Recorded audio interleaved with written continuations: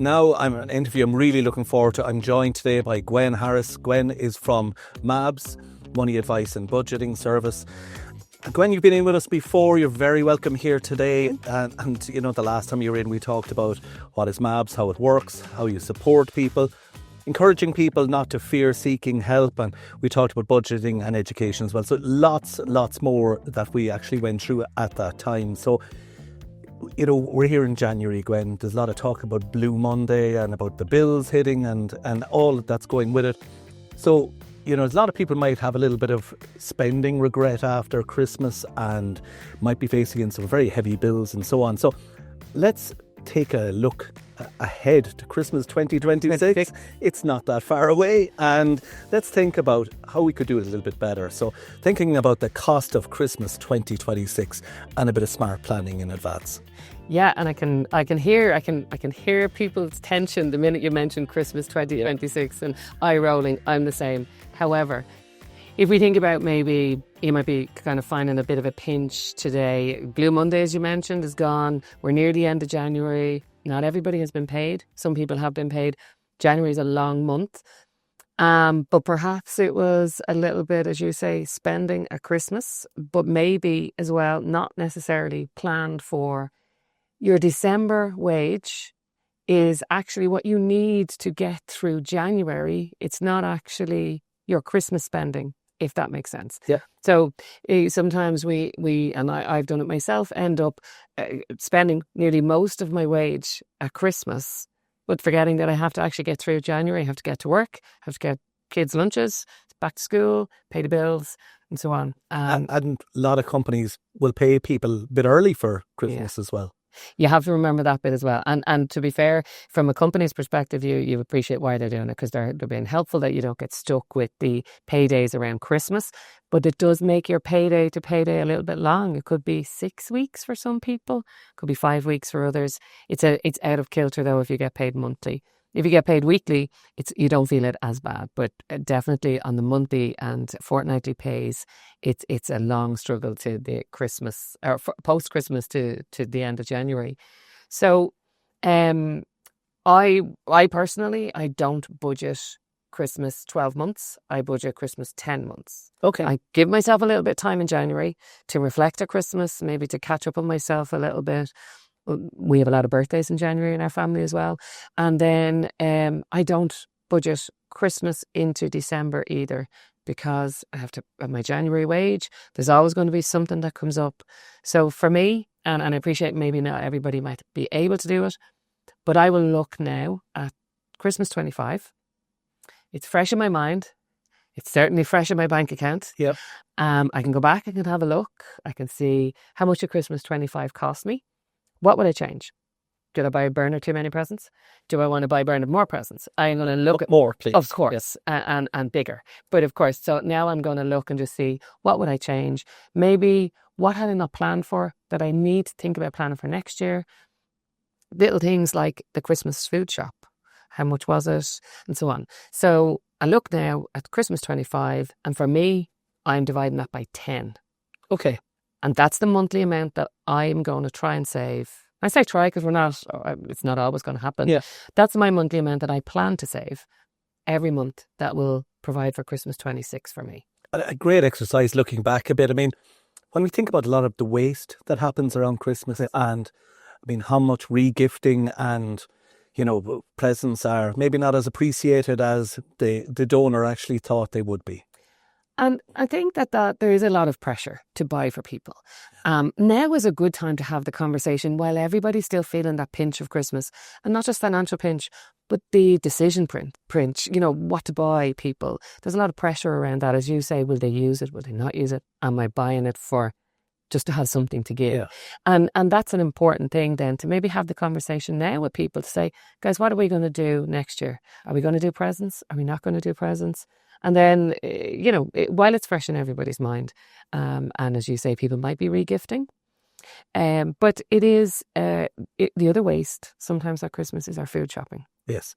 And I think that there's probably very few people who don't buy a little bit more than we needed to at Christmas. And to be honest, the shops are closed. 1 to 2 days, mostly 2 now, I think, and you can buy some essentials in smaller shops, but the supermarkets are mostly closed 2 days. It's not a lot of days to be closed, and we buy our normal weekly shop 5 days a week, 7 days a week, so there is a bit of pressure around Christmas. So that's another thing that's probably still in your mind of how much food did I buy that I didn't use. January's a great time though to do leftover cooking. Yeah, put it in the fridge, put it in the freezer. The bank account's a little bit barer. The presses are not so bare because we've got a lot of extra food in at Christmas, and it's a good time to make the most of it, as you say. So, some very practical steps. But if we look at that 10-month period, so we're going to look at from February onwards, we're going to look at a set amount, divide your Christmas by 10. So where do you put the money? For me, I have to put the money where I can't get it. Right. I'm 30 years in MABS and I still can be the worst saver. I could be my worst enemy. I know loads of people who could leave it sitting in front of them and leave it there. So it depends. Know yourself, know your discipline, but also be realistic that you could need to access that money for an emergency situation sometime during the year. So I will generally put it somewhere where I don't have a card. Okay. That I can use. No card. So you could have a bank account that has no card. Or you could have a post office account that might have no card, or a credit union account that might have no card. That's for me. That's my best way of making sure that money stays there. Make it hard, but not impossible. Not impossible, but know yourself, I think. Know kind of what saver, what type of saver you are, what type of spender you are. And then it's half the battle really is not swimming against the tide. Go with who you are. Don't try and change who you are, but just try and change some small habits. Yeah, some very clever, simple things. You just want it out of sight is out of mind, and it's not part of your day to day. If it's sitting in your current account, every chance you'll even accidentally access it. So really practical help there. If we look at maybe on a slightly different angle, and I know we touched on some of these before on the show, but there are entitlements that people have that they may not necessarily be aware of, and that can really help what can be a bit of a dry January financially as well as every other way. And so we're looking at the social welfare and tax entitlements, right? So they come into play. Most of them will be announced in the national budget in September, October, but most of them come into force in January. So we'll say this month there'll be some small changes in people's social welfare payments, an increase of an average of €10 a week. That's a massive help for people. Working family payments. So not just people who are not working, but people who are working might have additional supports. And working family payments saw an increase of a €60 threshold, which is quite significant in the increase for eligibility. So if you didn't qualify for something last year, it doesn't mean you don't qualify this year. And then another change that came in with the working family payment is that everybody will be on working family payment now is entitled to the fuel allowance as well, which they weren't before. So there's small changes that are announced in the budget, and I really appreciate the budget it's quite heavy. It's a lot of technical terms, and there's stuff about I don't know, like import taxes and all that announced at the same time. So I clock out because it's not personal to me. So now's the time just to check. And how do you go about checking? So you could go online. If you really prefer to do it online, you could just Google new entitlements or put in your details into, say, the Citizens Information website. Great. And go in there and they'll say all the new entitlements that are there this month. Or pick up the phone, if you prefer to have a chat, pick up the phone to the revenue. See if you got any new tax. Give them your details. You might be eligible for a new tax credit. Your tax bands could have changed. And then the other thing that was announced, which is really good, an extension on the renter's tax credit is now extended till 2028.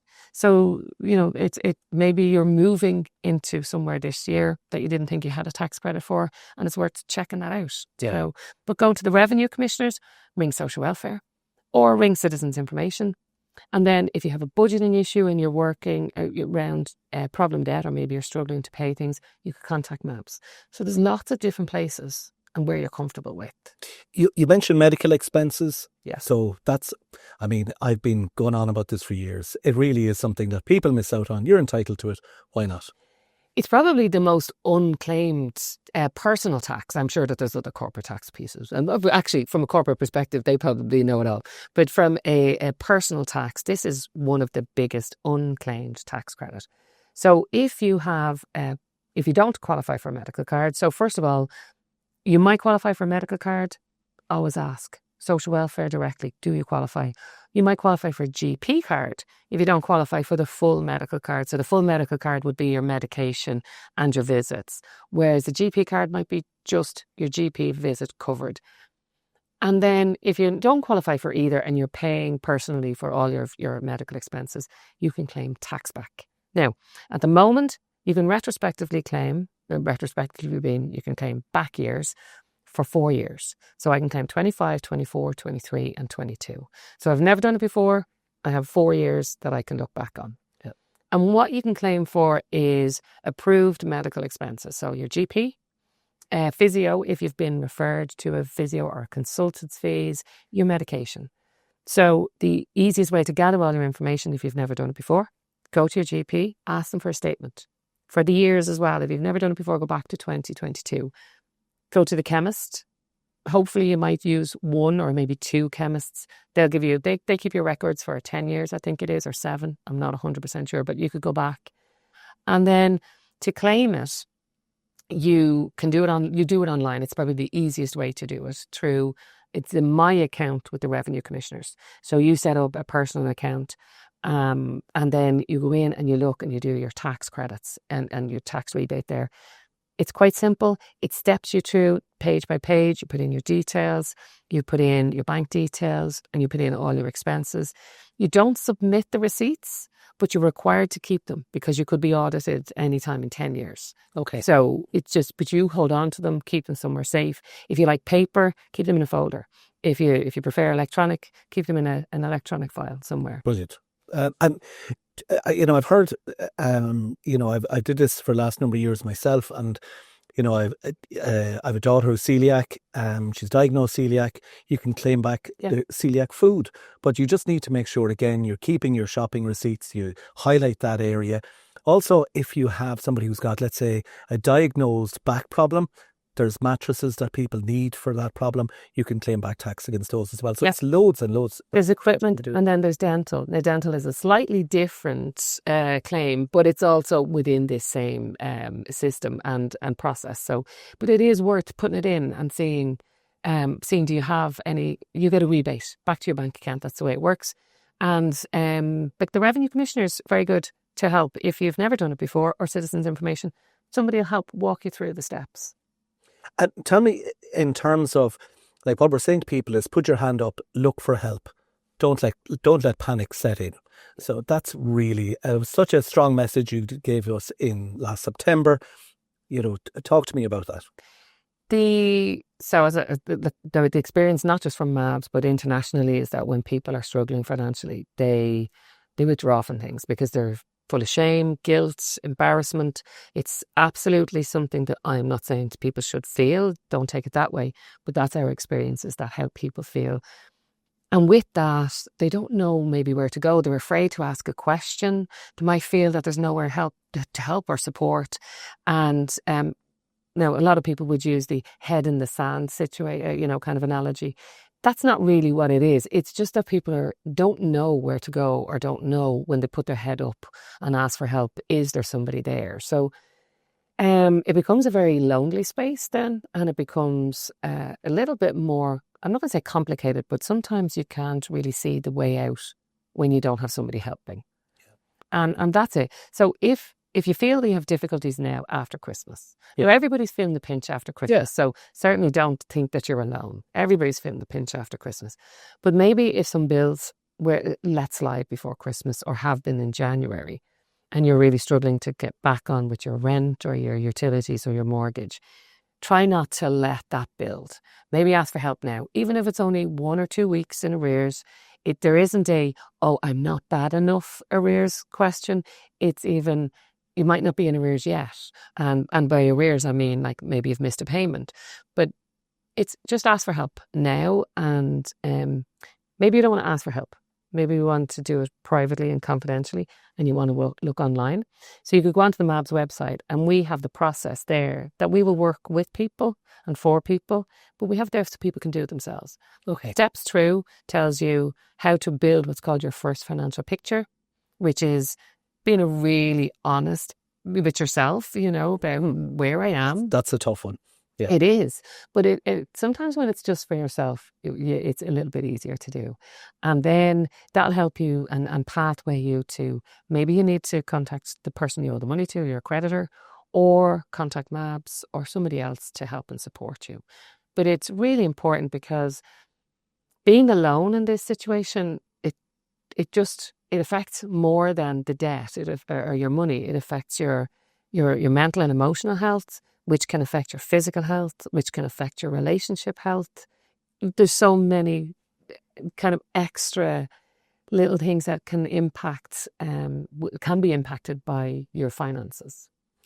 One of the things I sometimes wonder about are what are the early warning signs that maybe if you were to say to somebody, if you see this happening to you, okay, this is maybe something you really need to come and talk to us about. How would you think those red lights are that you start to see flashing? The red lights would be, well, I suppose, first of all, maybe something that you don't see, but maybe you feel. So if maybe you find yourself a little bit distracted during the day at work and you're wondering about the bill that's coming in, or how you're going to pay, or your wages, or if you're finding it difficult to sleep, our bodies and our minds a lot of the times will tell us they're the warning signs. Yeah. But then maybe you're struggling to get to one wage packet to the next, or one payday to the next, whether it's your social welfare income or your wages. That is a sign as well that maybe you need to look at the budget.